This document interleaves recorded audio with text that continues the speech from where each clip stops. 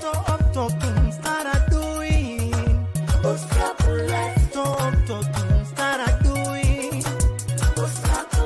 looking to be more creative and innovative?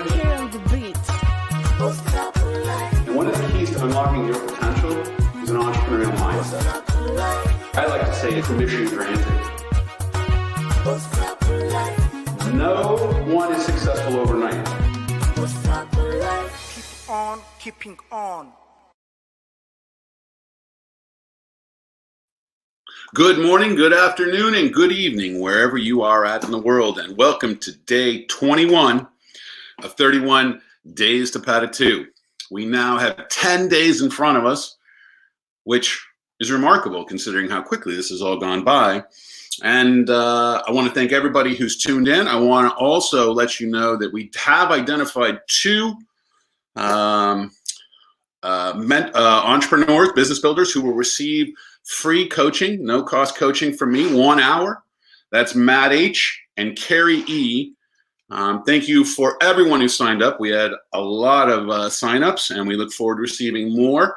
Matt and Carrie, be on the lookout for some contact to schedule your coaching sessions, and I look forward to engagement and visually supporting you to accelerate your business endeavors forward.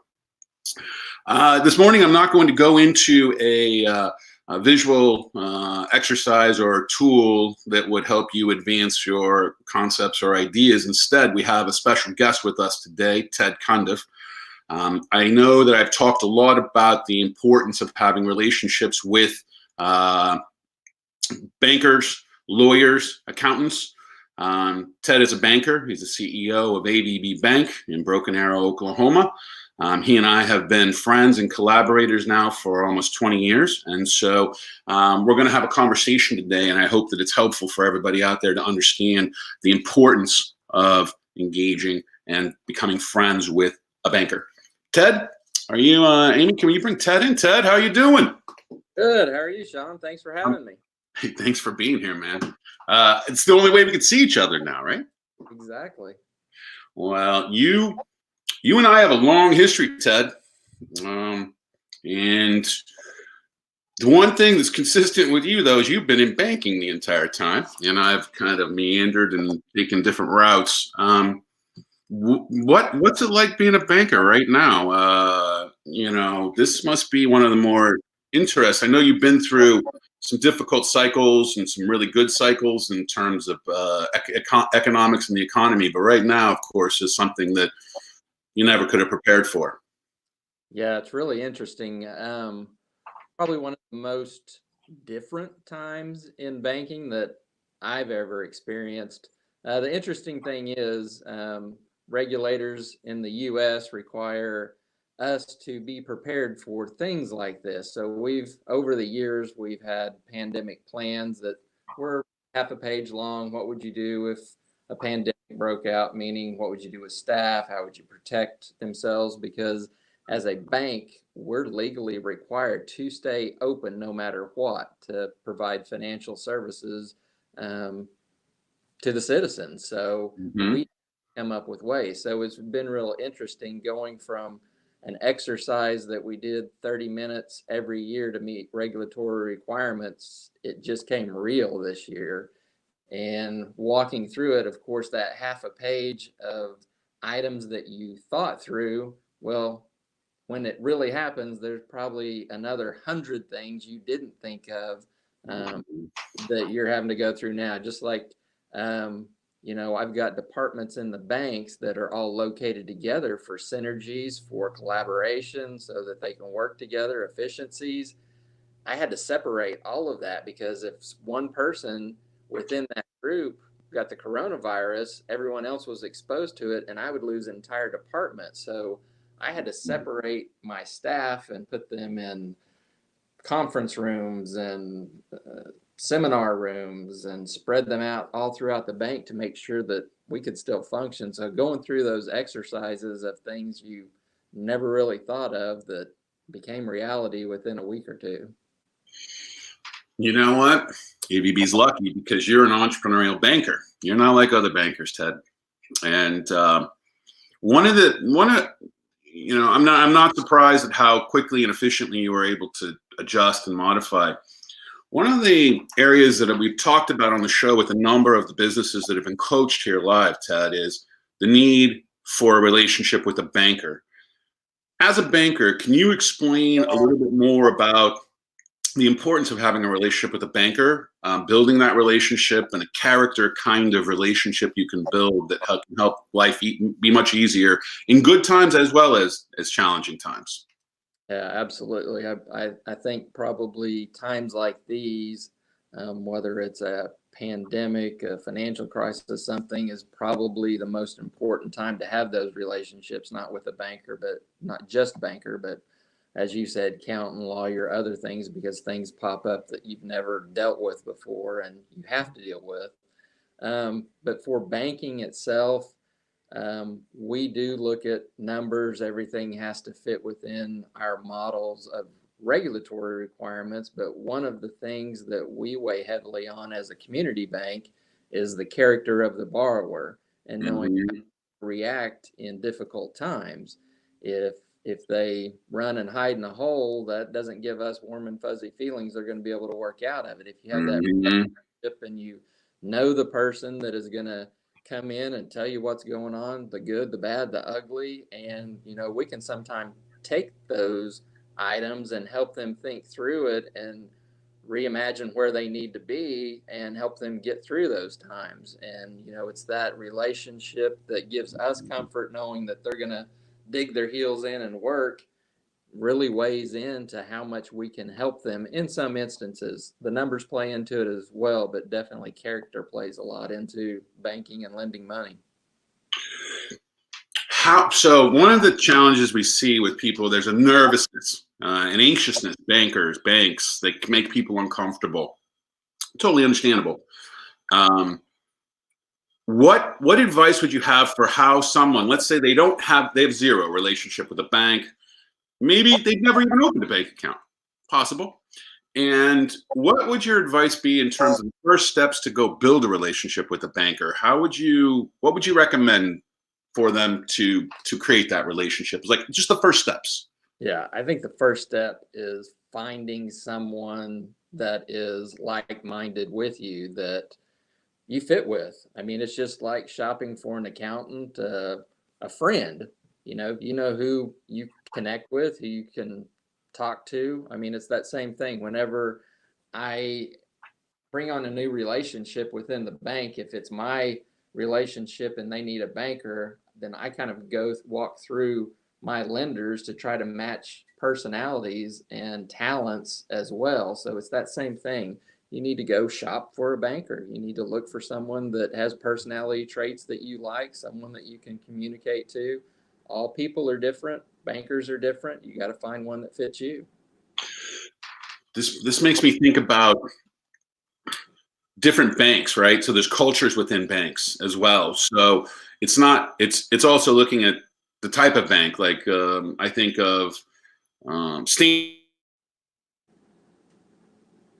Africa, and they're innovative, they're creative, and they would be a bank that I can see you could build a relationship with because they're looking to be on the forefront. They're looking to be more consultative and more supportive, where other banks, they're just running through the motions, right?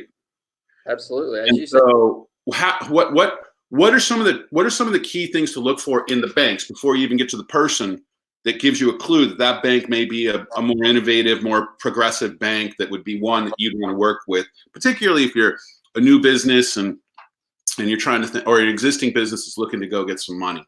Yeah, I think back to your point earlier on culture. The larger banks have more regulations, restrictions, just because as you get larger in the banking industry, the requirements become more stringent. So um, there is a reason for a large bank, because of networks and the amount of services and other items. You may need that. But a lot of the smaller banks, the community banks, we're a family owned bank. We're a family owned business, just like any other business. It's just that happens that our business is lending money, but we're a small business. We have a family that owns it. It's no different from someone that owns a retail shop. Same thing. And with those type of environments that breed a culture that if you do need that personal relationship on a small level, then community bank may be your fit. It just depends on who you are, what business you run, and what fits you. Today, it's even more hard to create these kind of relationships because everything's going cashless and wireless, but yet that relationship's still critical. And so the tendency I think people have is to ignore the bank in terms of going into it, building the relationship. It's more about a transactional thing and moving my money around from one account to another or paying for different things. It seems to me that, we haven't talked about this, but it seems to me that could be a growing challenge for people, particularly if they want to build a relationship with the bank. Absolutely. I think times like these bring that back to the forefront. Just as a community bank, we're trying to go more to that digital side for convenience. But I can tell you in times like these, my cell phone, which all my customers have my cell phone, has rang off the wall wanting to run ideas by me going, hey, this is what's happening in our industry. What are you seeing? Because you see several people in my same industry. What are they doing? Who can I connect with? And I've seen more collaboration in the last 60 days than I've probably ever seen in my life, both within my industry, but also within our community and everyone as a whole, which is a good thing. I mean, well, you live in an area that while towns and cities compete against each other, economically speaking, there is still collaboration. So it seems to me this is like a rallying cry, and I've noticed it on Facebook that within the Tulsa region, people are really coming together. Particularly, and I'm going to bring this up now, Tesla. What you got any inside information for us, Ted? There's discussions going on in the background. I don't have any personal knowledge of it, but I know several discussions that are being had. It's between us and Austin. Of course, in Oklahoma, cost of living, cost of doing business is so cheap compared affordable. Affordable. There you go. It's actually cheap here, but relative to other places. So we'll see. I think the biggest challenge for this area in Tesla is trying to find enough workforce all at once to make that happen is probably one of the biggest conversations being had. Yeah, this is one of the new Terafactories. It's not even a Gigafactory. It's one of their newer ones, which is just kind of exciting. It'd be like one of the first Terafactories built. Well, California, he's not a big fan of California anymore, is he? Elon. Okay, so I'm going to bring it back to, you don't have any real good gossip for us, Ted. Thanks. Next time, get some dirt. When someone is looking for money and they decide I'm going to go to a bank, or they've got started a relationship with a bank, what are some of the key items that they would need to bring to you that would, in paper form, their finances and other things? What is it that would help you with that business to provide some loan, cash advance, some creative option for that? What would they want to bring to you that would help you? Sure. Your team at the bank help them out. Some of the main things, of course, are tax returns, personal financial statements. But I think one of the key things that some people think about is that business plan side of helping the banker understand who you are, where you've come from, what your talents are, your experience in it, why this is a good fit for you and why you have experience and this is going to be a good loan. So I think that explanation and that story of who I am and what I do outside of the financials, the numbers are what the numbers are, but telling that story and bringing that piece really helps us if it's a new relationship to understand and to get to know the person faster. That's great. Because there's no real magical trick to this. It kind of everything has to fit together to make it work. Exactly. Well, somebody knows you, Ted. There's somebody saying hi. some Facebook user out there. You're not even on Facebook, are you, Ted? You do any social media? I don't. Zero. You might be one of the last people on the planet who's not on Facebook, Ted. I just hang out at the lake and get away from everything. Well, hey, I think it's better in a lot of ways. You don't need it. Don't spend time on something that's not necessary related to the kind of work you do. So, what are you seeing? You're seeing collaboration amongst businesses, but what are you seeing amongst businesses that clearly their model is not going to work? Oh, here, let me back up. I believe we've advanced 10 to 15 years in the last 2 months. Things have changed. 10 to 15. It's a 10 to 15 year advancement just took place in terms of this kind of reality where it's virtual, people buying, the new economy is being formed. We just don't know what that new economy is yet. Just like the gig economy was a new economy back in the 90s and into early 2000. What are you seeing in terms of potential new economies or economies that are moving, or business models that are going to go away? And are you seeing anything that's going to be successful at moving forward? What are you seeing? Yeah, I think it's real interesting. Externally, anything entertainment related, of course, is just devastated right now. And That's restaurants too, right? Restaurants, movie theaters, hotels. I mean, travel has stopped. 90% decline. Right. So, I mean, anything that's entertainment, VRBO and all those places are, being challenged because no one's renting space and traveling.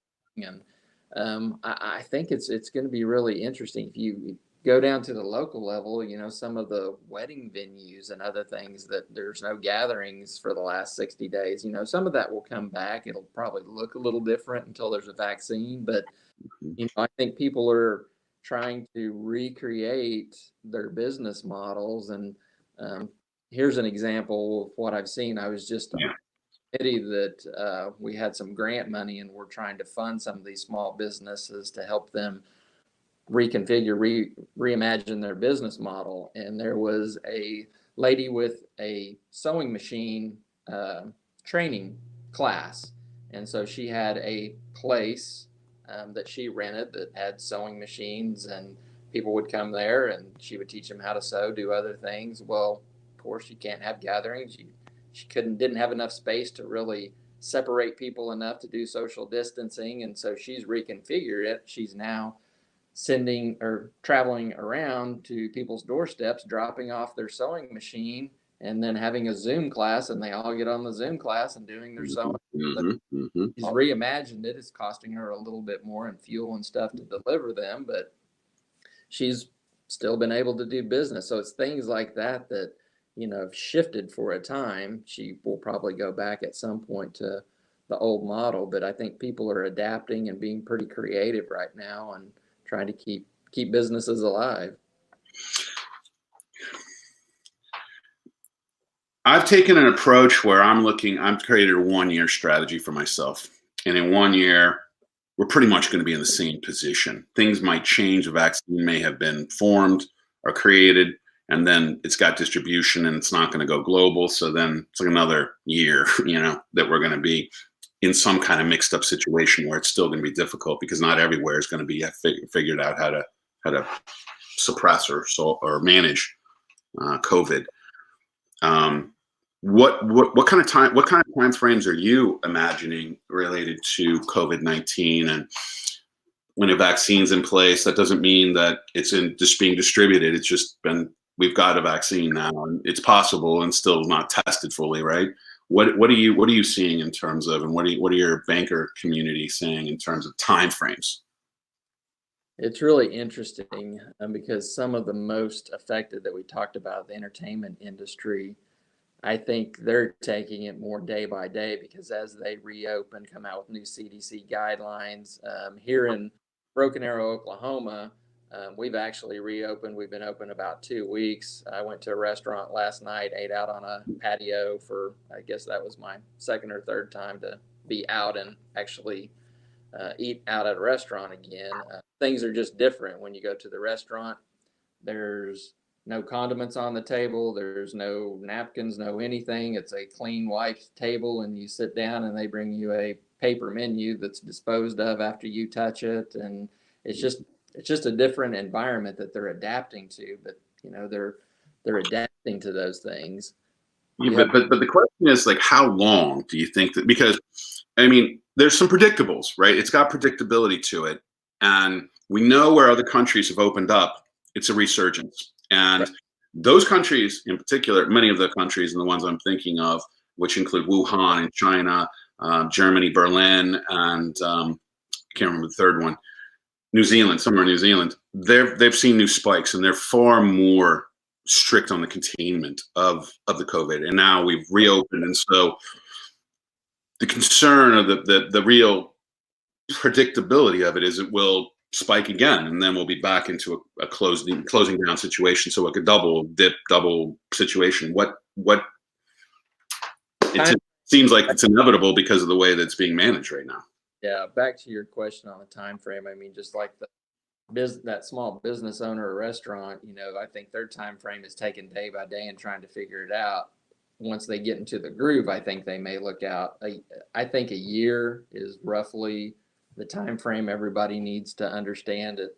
We're going to be in a different world for the next year. That's until, as you said, a vaccine will probably be here within that time frame, but then they've got to ramp up production enough to get it to enough mass to where, if you think back to the polio vaccine, whenever they found it and then everyone got inoculated and things kind of normal, I think we're in that same period of time, about a year, to get things to whatever the new normal is. But I think a year out is what everyone needs to get comfortable with. It's going to be different.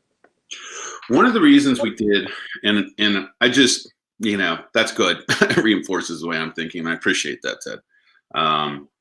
It's not what I want to have happen, but I think that one of the reasons we did 31 days here with PAD 2 is that 21 days creates a pattern, right? It creates a new kind of way. You change your behavior. And 21 days is usually right around the time. If you go a little longer, it really becomes a change. And so 31 days is partly driven by forcing a shift and a change in behavior, which really struck us, ironically, like the 19th. We started things started changing, coming together as usually happens, right?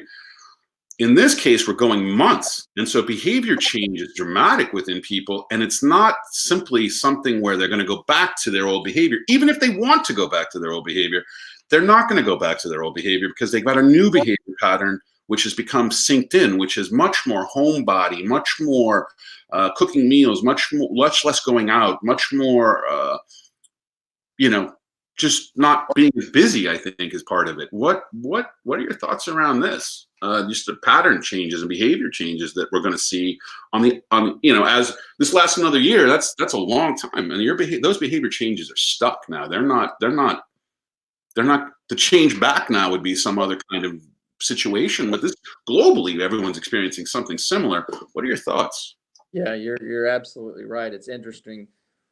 As a banking institution, we closed our lobbies on February 20th. We had to keep, of course, drive-throughs open. That's how we're conducting business. You could call in and come by appointment into the lobby during that time frame and conduct business, but it was by appointment only, so the lobby was closed. So that was February 20th. Yeah. Before spread staff out, we also have probably 30% of our workforce working from home. As a bank, we have never had really anyone working from home. Right. So it's a whole new shift. Well, in the last 2 weeks, as things have reopened, we're putting up protective plexiglass shields and getting the lobbies ready to reopen with protection and all the things that we need to do to reopen safely. So cost money, but in the last 2 weeks, I'm starting to get phone calls from employees that are working from home saying, "Hey, this is working out pretty good for me." I knew it. So yeah, there's going to be a shift in trying to figure out what ones that make sense, because over time, I think the real estate market is going to be affected by this too, because, not just us, but I'm hearing more and more that corporations have figured out, hey, I'm paying pretty high rent. People are working from home now. We're still getting productivity. It may not be quite the same productivity, but what's the cost analysis on a large scale building versus a little bit of efficiency loss? Those are the things that I think are going to be weighed that we've never thought. There's been conversations out in the front yard here. We have these like community gatherings. We stand in our front yard and everybody talks in their front yard. It's very different. But everybody's communicating. There's community happening, and two of the neighbors were in the lookout. We're just about to sign leases for new space for expansion, and they decided not to. And in fact, they're looking at canceling their other one and having everyone work remote now full time, because they're seeing that it's actually not just a cost benefit, but they're seeing improved productivity from people because they're able to work more hours or more time at their flexibility. Right. And the younger generations, as you and I are getting old, Sean, but the younger generations. I'm getting younger, Ted. I don't know if you could see this. Yeah. Younger generations have looked at places they want to live and then go find employment. Mm-hmm. I think we're going to see even a bigger shift of people going to where they want to live, because you can now work remotely more so, I think, in a lot of cases than we ever thought was possible. So I think there may be a shift in our geography of where people want to live. It took 20 years, Ted. You remember we did that with Zena, Kristen and I. And it's been there all this time, right? It's been there for 20 years ago was about as far as you could go, because I think we had 8 phone lines into that property to be able to, most in the county, to be able to conduct business remotely like we were at the time. But now it's so much easier. And literally you can live anywhere and work and do what you do. It's a little different with you in a bank, because you do have people coming in, but this behavior may shift now. Right. Interesting. What do you do, Ted? Like when you're stuck, when you get hung up on something and you can't, you're trying to get through it. What do you do to get unstuck? Well, there's this guy that has these visual tools really help you out a lot. Thanks, That's one technique, and it's a very good one, actually. But what do you do? Like, do you use people like me, or what do you do yourself? Yeah, I mean, Sean has helped us with some of our strategic planning in the past, and through those efforts, we always kick off those with kind of a warm up and get people thinking differently. And Sean always has some of his Viz tools that we walk through to kind of open everyone's mind up to get them to think different before we go into strategic planning. So occasionally when I'm stuck, I grab one of Sean's tools and pull it out and do the little refresher, walk through the exercise, and it seems to bring my mind to a different place to start before I need to make some decisions and pathways. But one other thing that back to the collaboration that I talked about before, I think trade associations for businesses have been a huge help. I can tell you that through the PPP loan program, the EIDL loan program for people in the United States that know about these, that have helped small businesses get through these times of closures, the trade associations have been amazing. We've made so many connections. I've talked to so many of my competitors in the last 60 days about what they're doing, or if we figured out, because the SBA was not real quick in giving us guidance, but if some bank figured it out before another one, then we all collaborated to say, okay, this is how you do it, or this is where you need to go to get the information you need. And it was really something that ramped up quickly. And through that, there were Zoom calls created with our senators, our congressmen, through the trade associations that were talking directly to the Treasury and to SBA to try to get the information as quickly as possible. And so all of that collaboration really worked well. And it also gave you something to, as you said, when you're stuck, go to someone that is doing the exact same thing that you're doing. So take it out of banking in context. If you're a retailer, you know other retailers and owners of them. If you're stuck in what you're doing, go to some people that are in the exact same position you are. They're trying to figure out the exact same things you are, and collaborate with them. Right. And yeah, we've recommended associations to a number of businesses that have come on the show. I think we've had like 50 some guests now, and that's a great recommendation. And even if you're in another country, I want to point out for our guests out there, you can join associations that are in other countries. So you could join an association of manufacturing in the US. You could join an association of fashion. You can join an association of marketers, whatever it is, the association of agriculture. And so there's all kinds of associations, but they are definitely a place to connect. And right now, as Ted's pointed out, they're holding virtual remote sessions which you can learn from. So that's just phenomenal advice, Ted. And everybody out there, if you want to text your questions, 202-642-7089. Amy, if we can get that up on the bottom so people can text any questions they have. I'm going to ask one last question, Ted. And this is around the idea of giving it away. We've worked, so for our audience out there, Ted is part of helping found and start what is Startup Cup, going back, can you believe this, 13 years? 14, 13, 14, 15? I don't know, too many years. We are getting older. Thanks for being such a huge support of that as well. That went against the grain at the time in Tulsa. And so historically, we've talked about and worked with businesses to help them understand freemiums and how to give away something so that it helps drive people, and then you upsell them.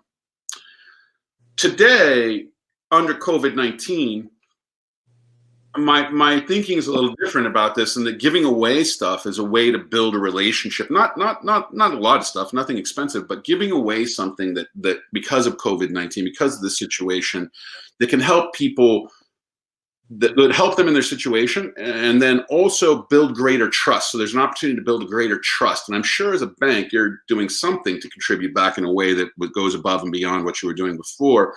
What are your thoughts about giving away right now some kind of service, something that would help people in this difficult time? Do you think that it's different than the freemium model pre-COVID-19, and that this is an opportunity to build stronger relationships, that on the post-COVID-19, you've built a lifelong customer, perhaps? Yeah, I think there's a lot of ways right now, and I think the most powerful one right now is the giving away of knowledge. And that knowledge, not just with what I talked about with how are we figuring out the new business model and all of this, but some of the knowledge is we found a couple of suppliers that had supplies of N95 masks. And so we're letting people know that, hey, here's a supplier that has them. We're helping the supplier out, but we're also helping people that need the PPP to reopen. Same thing with wipes and plexiglass and other resources and all that. So I think this is a time of, more importantly than anything else, of sharing of knowledge and resources. Resources is the big thing of, we've been able to find X, so here's where you can go find it too if you need it, because people in those same industries are all needing the same thing all at once. And so being able to navigate that more quickly with those resources, I think, is a huge benefit.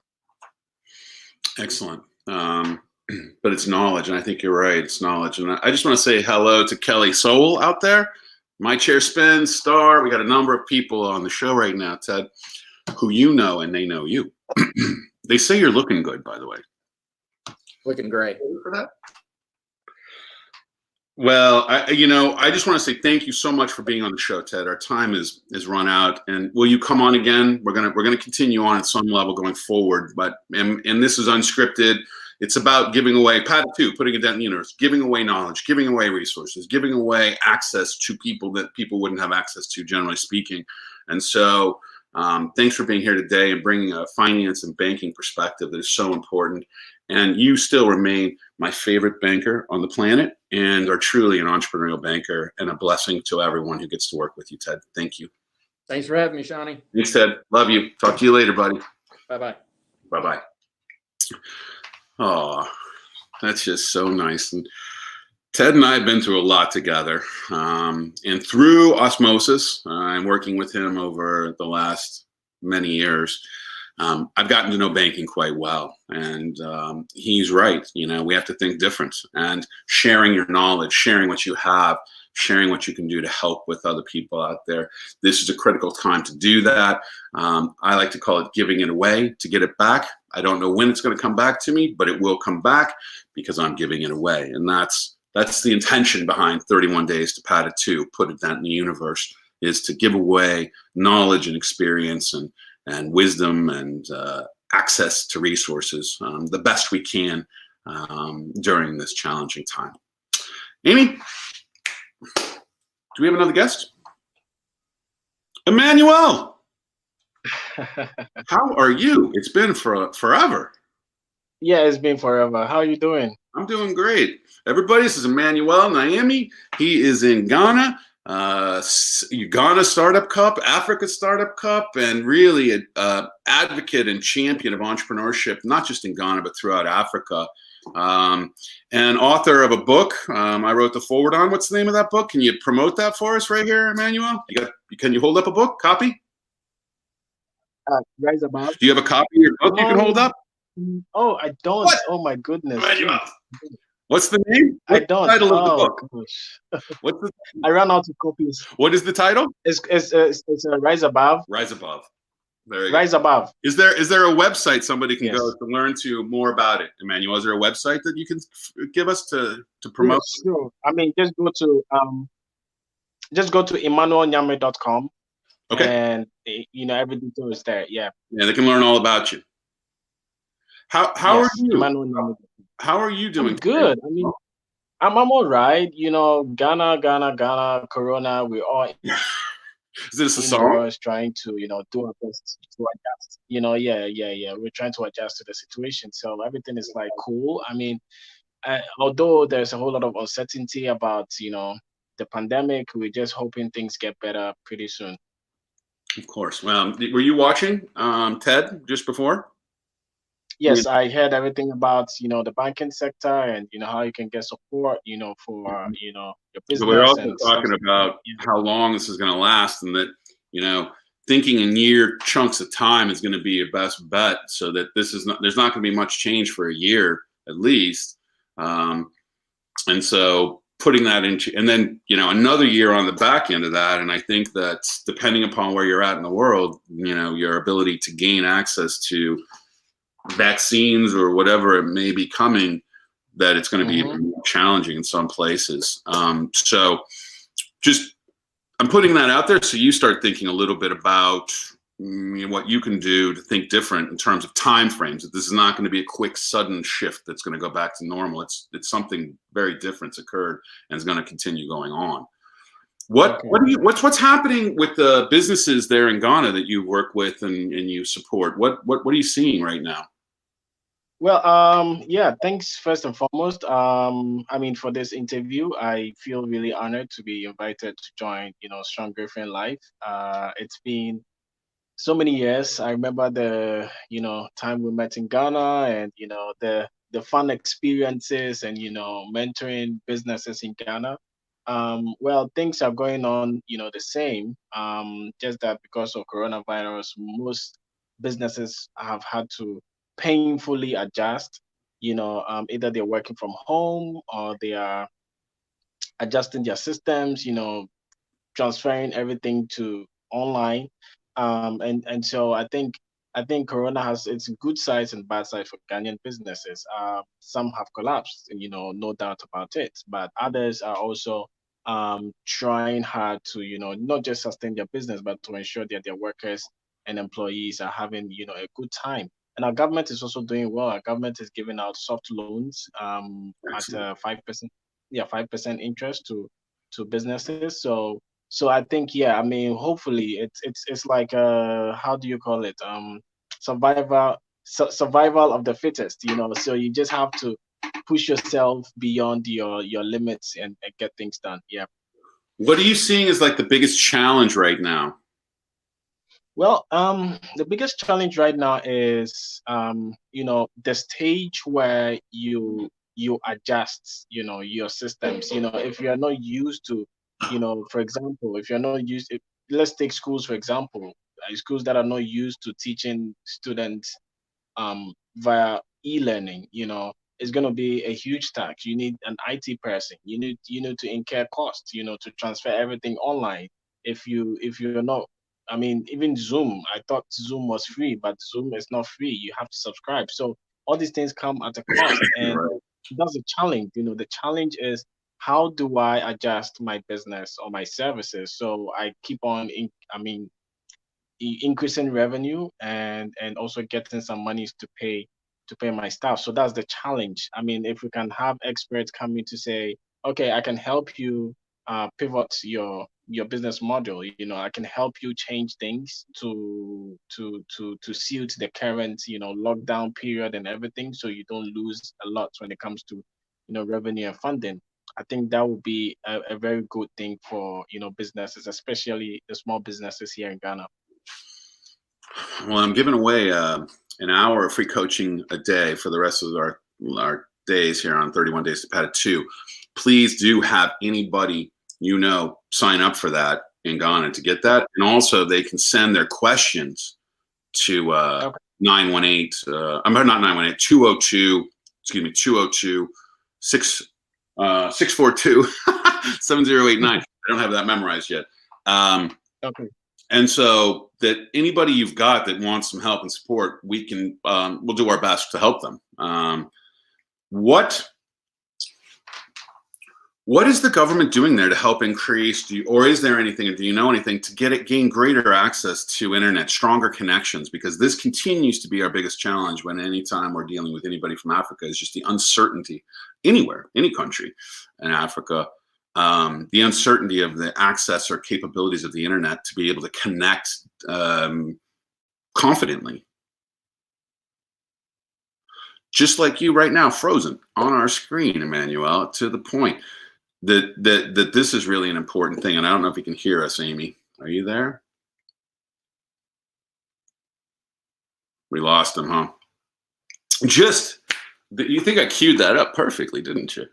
Well, you have another question for me? Something that came in writing that we can work on, Amy? Because maybe that's the best way to go until we see if Emmanuel can come back. Because that question is really critical. So many businesses can't really go online right now as effectively because the online strategy requires consistent and dependable internet access. And as we saw there, it's just difficult in some parts of the world. Even in the United States, in rural parts of the United States, it can be difficult. And so, got to have some kind of connectivity, consistency in that connectivity. Okay, I'll take this question. Oh, that was too fast, Amy. I can't read it that fast. All right. What is the difference between market and actual addressable market? Let's bring Ted in. I see Ted still here. Ted, can we bring Ted in for this?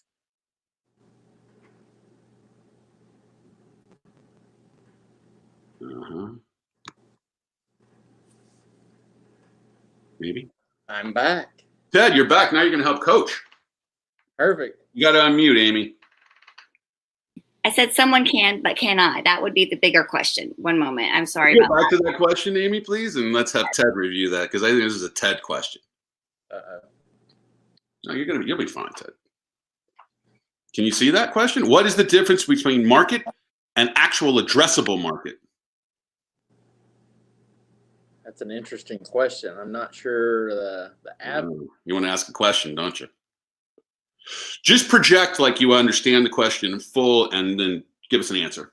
Yeah. I mean, someone's market and the addressable market, I'm assuming that what their market is today and what their market could be going forward. And so I think that's shifting for a lot of people because, you know, back to the restaurant concept, restaurants run on table turns, and the government has just said you can only have 50% of what the maximum you could have before. So the question becomes for a restaurateur, if you were struggling before because of the space you had, I have concerns with your larger cities, your New Yorks or Chicago's, that space is very compact for restaurants anyway. So if you take away 50% of their revenue, is that a viable business anymore? I don't know. They're going to have to shift to a whole lot of takeout, or they're going to have to stretch out the time frames of, instead of having a lunch from mainly 12 to 1, maybe we're going to have to train people to go from 11 o'clock to 1:30 or 2 to get the same amount of people through there in an extended period of time. And, I don't know. Deliveries and all kinds of options. But the market, let's just think about it. But when I think about this, the market, and let's take the healthcare market. That's a big market, the healthcare market. The addressable market might be just the testing, the ability to. So I've got a test. I've got the ability to test for COVID-19. We've had one company on here that has a test for COVID-19 in Hanoi, Vietnam. Capacity to manufacture 1 million of them a month. Very interesting. Their addressable market, though, is only the market that is people getting tested by COVID-19. It's not the entire healthcare market. So that's how I kind of look at it. Yeah, I would agree with that. And one other item I wanted to bring up on your conversations with Emmanuel and internet. I don't think it's just internet's the issue. Everyone's software is being exploded. So it's not just the internet, it's systems that themselves. If you look at the PPP program that the SBA put out, was never made to handle an entire nation using it all at once, and banks all across the nation using it at once. They had to take and basically, from what I understand, build a whole new platform within a matter of weeks for it to just handle the volume sent through there. It still crashed on occasion, but even Zoom's had challenges, right? Just went from a mere 10 million users to 200 million overnight, right? That's stress, and then everyone's online, so it's stressing things out overall. But in those countries like where Emmanuel is in Ghana, they don't have the same bandwidth we have, and so it becomes a real challenge on top of the other challenges. And then what we haven't talked about, and let's not get into it, but we just have all of our systems are in crisis right now. All of our systems. And this you just brought that up, and that's a conversation for another day, Ted. Let's see if we got another question. You want to co-coach with me? Let's do it. Sure, let's do it. Let's do it. Amy, next question. Oh, we got Emmanuel on the call. Emmanuel, meet Ted. Hey. Startup cuppers here. I love it. Okay, Emmanuel, you didn't hear my question to you, which was around internet access for people and consistent and dependable internet, particularly in, I think of Africa, and we have a lot of challenges getting people consistently on the show where there's a dependability. And as I was asking you the question, you froze. Do you know, is there anything happening within the Ghana government to help support a stronger bandwidth for internet, greater connectivity for internet for people? Back to you. Is he frozen again? He's frozen again. Amy, let's go to a question. Ted and I will coach. That's too bad. What question do we have? Hold on one second.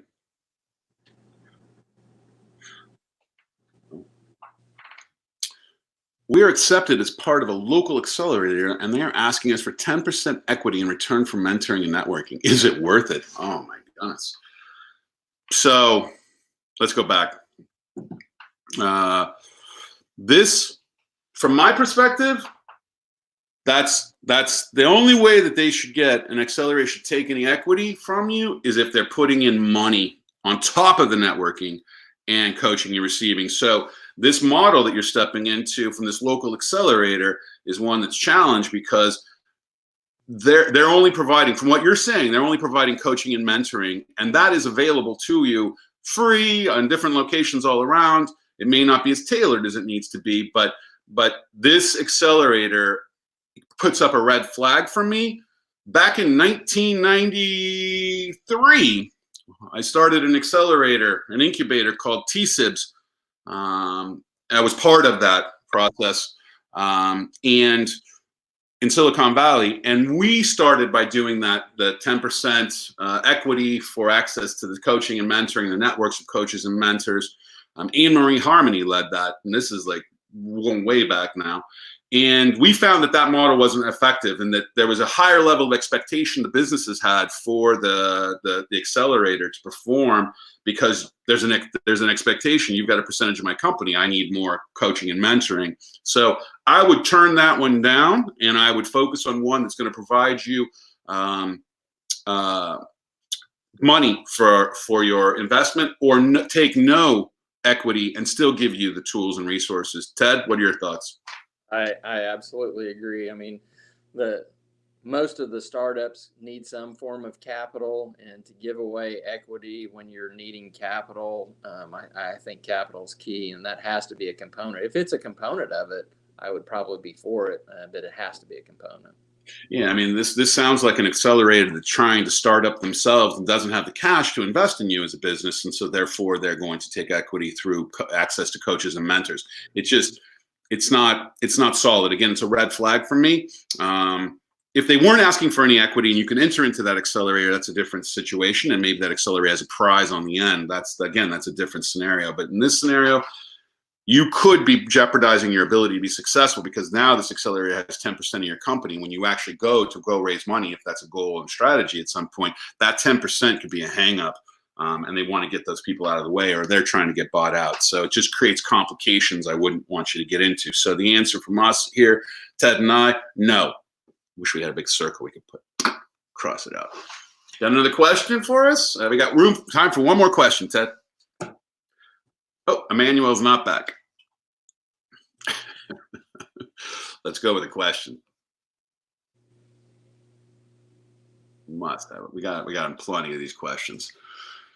Can you give me examples of legal risks? Oh, that's pretty bold. When should a business get insurance? Would I still need it if my products and service could not fail anyone or cause harm? I'm a copywriter, content creator. Thanks. What happens if someone says my product doesn't work and tries to sue me? Okay, that's a really good question. Well, my take on the business insurance is yes, it's absolutely a must. If you're actually up running in the U.S. and conducting business, probably in most of the world as well, you need business insurance to protect you from liability. Even though you think that your product is 100% bulletproof, I can tell you weird things happen out in our world, and people use products as unintended, and it's only to protect you, and absolutely you need liability insurance at some level. Let me amplify.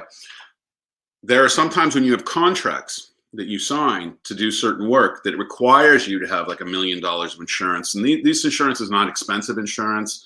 It's just a liability insurance, and as Ted said, you definitely want to have it. But again, you're going to run into contracts as a copywriter. The larger you get and the more contracts you get, they're going to require you to have insurance. So it's better to have that in place. If you don't have it, you can just make a call and find somebody locally who can get you this insurance. It's not a lot of money, and it's just gives you peace of mind. Because you never know, as Ted said. You got another question for us? This will be our last question. And don't forget, I'm giving away. Oh, here we go.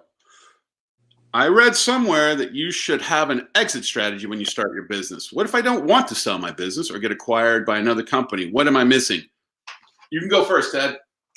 I don't think you need an exit strategy when you're starting your business. When you start your business, you need to be focused on the business and getting it ramped up. There's too many variables in getting a business going and having the resources around you and all that. You need to focus on that. Once you have it up and running and it's profitable, making money, at that point, I think that's a good time when you sit down and figure out, what is my exit? Does it pass on to someone in my family over time? Am I going to position to sell it? Because there may be different avenues and how you navigate its growth depending on your exit strategy. But you definitely need it up and running and profitable before you worry about your exit. That's my opinion, Sean. I think it's a very good opinion. I mean, let's focus on the first thing first. How are you making money right now? And then the more money you make, the more you need, the more you're going to be able to identify ways to adjust your business. What you're starting with may not work.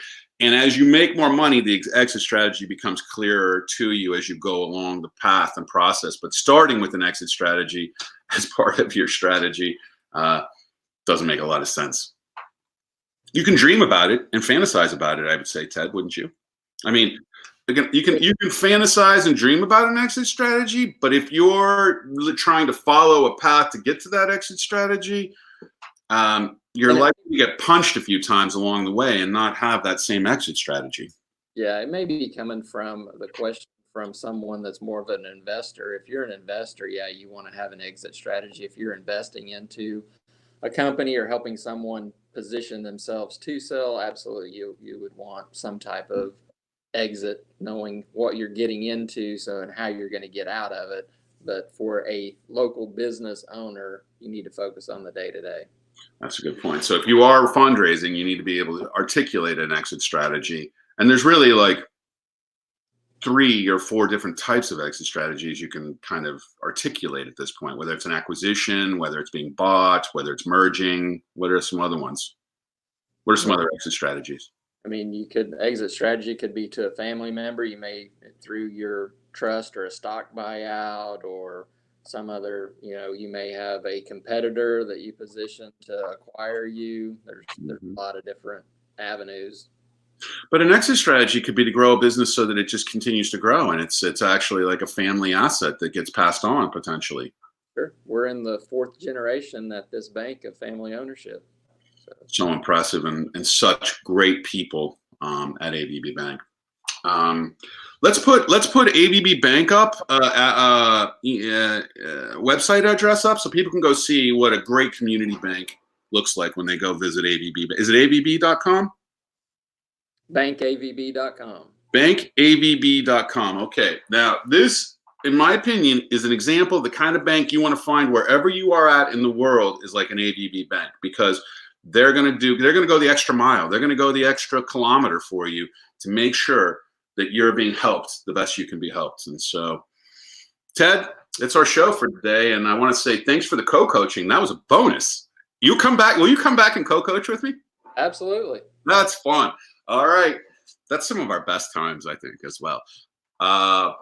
Thank you for being here, Ted. I really appreciate it. Thanks for all your wisdom and knowledge and advice. And as always, thanks for being such a great friend. Absolutely. Bye, Ted. See you soon. Oh, my goodness. There was a lot of wisdom floating around here today. A lot of knowledge shared. I want to thank Ted for being here. Emmanuel, we'll get you next time. I want to say congratulations to, let me get these names right, Matt H. and Carrie E. for winning 1 hour each of coaching from me. We are taking submissions and applications for 1 hour of coaching. I'll be giving away 1 hour for the rest of the 31 days. I think that's 10 days now or 9 days.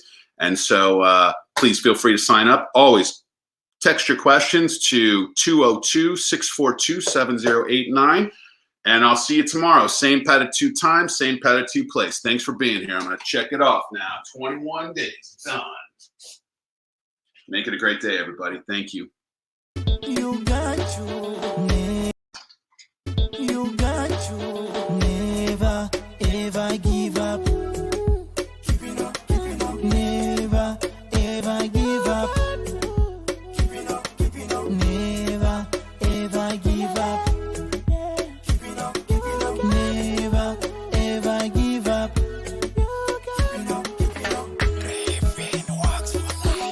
Believe in yourself and you'll go far.